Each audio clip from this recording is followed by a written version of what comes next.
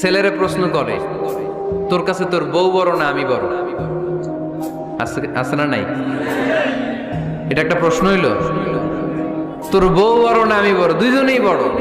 তো এক ছেলে সুন্দর উত্তর দিছে, আমার কাছে ভালো লাগছে উত্তরটা শুনে। এক মা প্রশ্ন করছে, তোরে এতদিন আমি লালন পালন করে বড় করলাম, জীবন যৌবন তোর জন্য শেষ করলাম, আজকে বউ পাইয়া বউ তোর আপন হয়ে গেল। এবার ছেলে উত্তর দিছে, মা, আমার মুখ থেকে মা ডাক শোনার জন্য তুমি কি কষ্টটাই না করছো জীবনে।